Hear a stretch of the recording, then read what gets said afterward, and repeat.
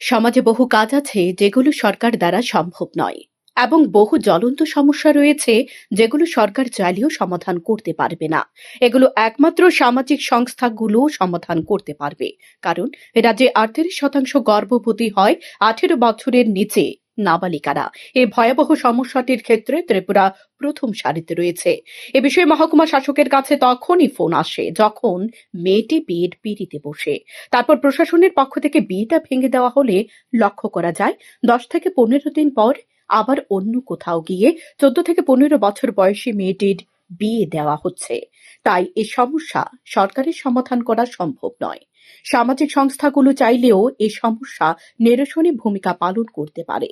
রবিবার সেবা ও সহায়তা পরিষদের 10ম বর্ষপূর্তি অনুষ্ঠানে বক্তব্য রেখে এই কথা বললেন সমাজ কল্যাণ ও সমাজ শিক্ষা দপ্তরের মন্ত্রী টিঙ্কু রায়। আয়োজিত বর্ষপূর্তি উপলক্ষে এক রক্তদান শিবির অনুষ্ঠিত হয় এদিন রবীন্দ্র শতবার্ষিকী ভবনে।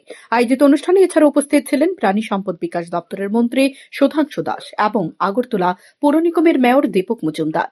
উপস্থিত অতিথিরা প্রদীপ প্রজ্বলন করে অনুষ্ঠানের উদ্বোধন করেন। মন্ত্রী আরো বলেন, সামাজিক সংস্থাগুলোর বৃক্ষরোপণ এবং নেশামুক্ত ত্রিপুরা গড়ার জন্য দায়িত্ব রয়েছে।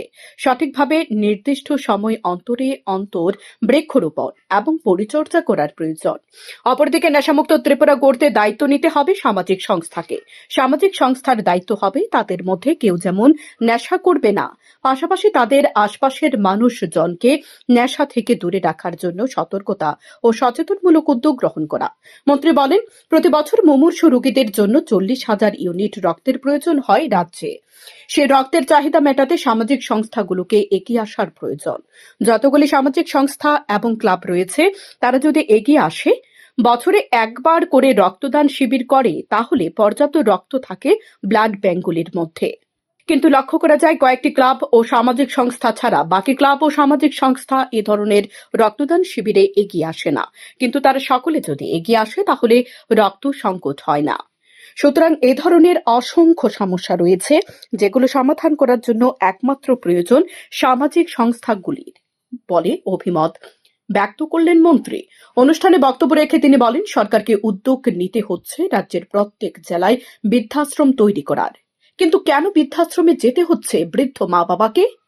তাই সামাজিক সংস্থাগুলো চাইলে পারে সমাজকে এইভাবে তৈরি করতে যে একজন মা বাবাকে যাতে বৃদ্ধাশ্রমে যেতে না হয়, এমনটাই বললেন মন্ত্রী টিঙ্কু রায়। প্রয়াস থাকে যে রাজ্যের উন্নয়ন হোক, মানুষের জীবন মান যেন আরো সহজ হয় সে নিয়ে সরকার কাজ করে।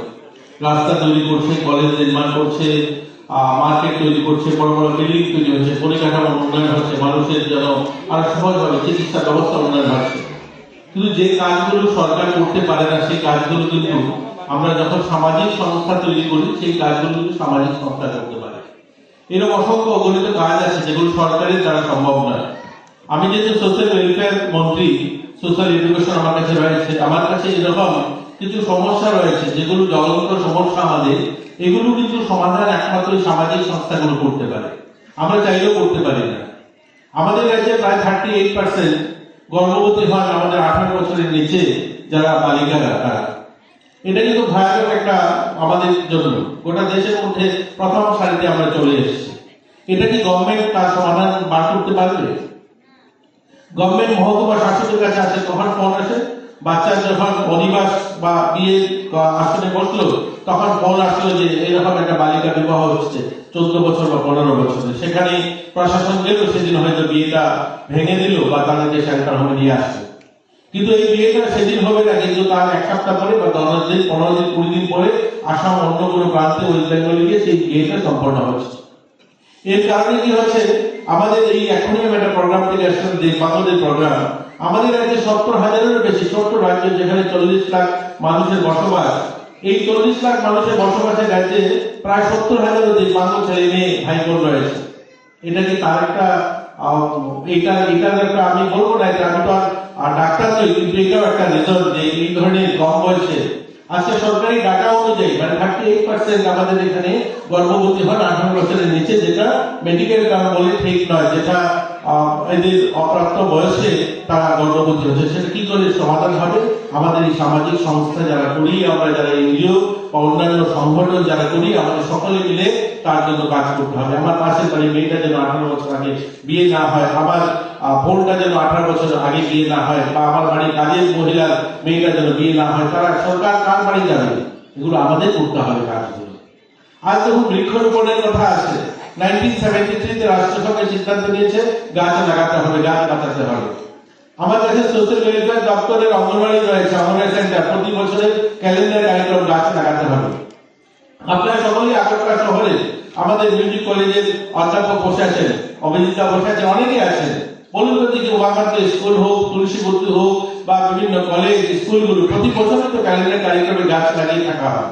তো গাছ লাগালে প্রতি বছর 10টা গাছ লাগালে আজ 50 বছর পার হয়েছে সেই সিদ্ধান্ত মোতাবেক, তাহলে কত গাছ হওয়ার কথা ছিল? কোনো বিল্ডিং করার জায়গা থাকতো না। আজ 10টা করে গাছ লাগিয়ে ওখানে মাঠে 500 গাছ হওয়ার কথা ছিল, 500 গাছ নেই। কারণ গাছ লাগানোর অনুষ্ঠান হয়েছে, গাছ বাঁচানোর অনুষ্ঠান হয়নি। গাছ বাঁচানোর জন্য সংকল্প নিতে হবে। আমাদের এই সামাজিক সংগঠনগুলো এগিয়ে আসতে হবে যে হ্যাঁ আমরা গাছ বাঁচাবো, গাছ বাঁচানোর জন্য আমরা লড়াই করব। আমরা নেশা মুক্তির কথা বলি, আমরা শুধু সরকারের কাছে বন্দুক চালাতে চাই যে সরকার নেশা মুক্তির জন্য প্রশাসন পুলিশ পাঠাবে। আমাদের দায়িত্ব নেই?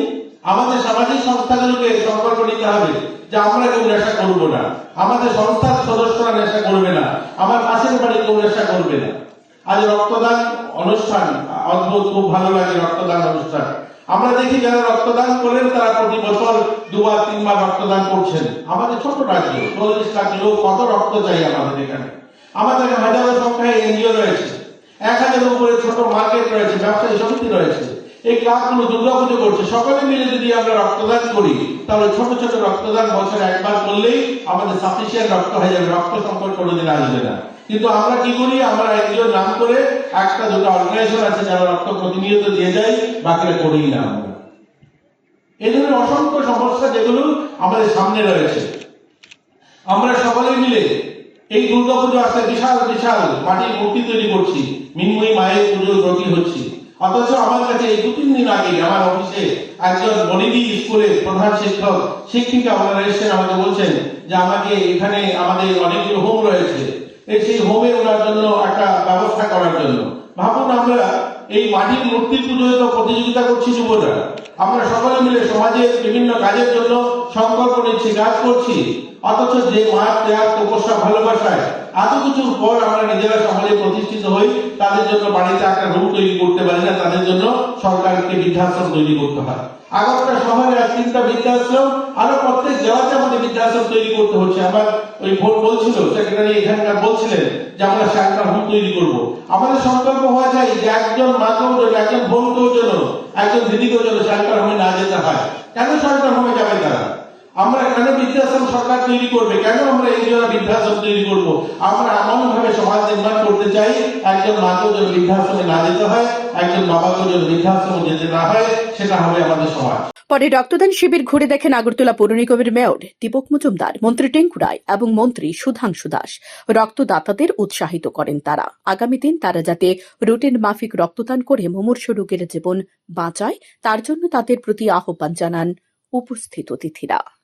শান্তন টিভি।